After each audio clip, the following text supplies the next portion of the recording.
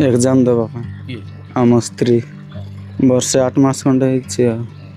किस बोले आरी अंगनबाड़ी चाकरी करबा शुणिले तो एही बाबूंको कथा एथिरु कोन बुझिले इच्छा आशा ना त्याग जहा हेले भी सत हेउछि संपर्क स्त्री देउछंती मैट्रिक परीक्षा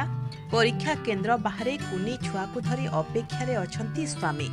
तेबे एहा पछरे कारणटा भी बड़ रोचक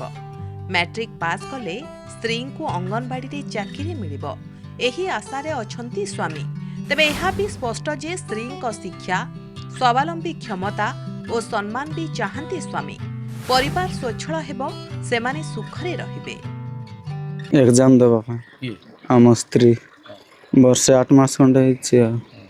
किस बोले आरी अंगनबाड़ी चाकरी करबा नाय आम माँ अच्छे नाई थी बने किसटा गोटे किन देवा पड़बो भात आनी खाई टिके जे बेसी 35 किलोमीटर 1.5 घंटा खंडे लगे बाइक रे तंडा होची सर अंगनबाड़ी चाकरी हे 1.5 घंटा खंडे और दिन 40 दिन दे खर्च 500 घंटे हाँ चिंता होती सर किस करवा समस्ते भी पसंद कर 40 पाखापाखि आशा बोले किसटा उठे बोले आशा कर आज मैट्रिक परीक्षा आरंभ एठी परीक्षा देउछंती जणे माँ कुनी छुआकु धरी बापा जगिछंती परीक्षा केन्द्र बाहरे एभली किछि दृश्य आज कोरापुट सदर महकुमा स्थित सुनापुर हाईस्कूल सेंटर रे देखिबाकू मिलिथिला। परीक्षा देबाकू कोरापुट जिला दशमनपुर ब्लॉक तोटागुड़ा ग्रामरू शीत काकर रे पाखापाखि 35 किलोमीटर दूर बाइक जोगे पहुंचीथिले कुमारी बिसोई सांगरे थिले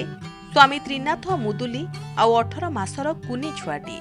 पत्नी मैट्रिक पास कले मिलिबो अंगनबाड़ी चाकरी एही आशा नहीं कुनी पिला को स्कूल दांडरे धरी अपेक्षा करिसंती स्वामी अबुझा पिला माँ को खोजिले केतेबेले बिस्कुट किनी खाइबाकू देइथिले तो आउ केतेबेले कांदुथुबा कुनी झियोटीकू बेस आदरर सह बुझाइथिले बापा समस्ते आशा रखिछंती मैट्रिक परीक्षा रे पास हेबा परे अंगनबाड़ी चाकरी करिवे कुमारी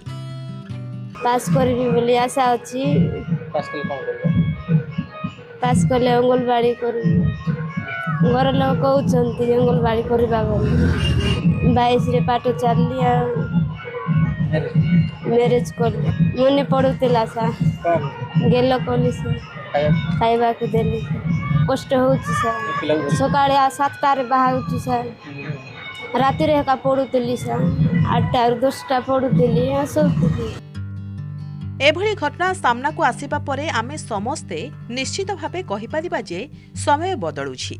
आउ त्रिनाथंक कथारु स्पष्ट बारी हेई पडुछि स्त्रींक प्रति थिबा तांकर सम्मान और भल पाइबा एथिपाई से पत्नी को करिसंती पूरा सहयोग निज कर्तव्य करिबारे करिनाहांती आदौ अवहेला जहा निहाती भावे प्रशंसनीय। कोरापुटरो अमित होतांक रिपोर्ट प्रमय न्यूज 7 स्टार।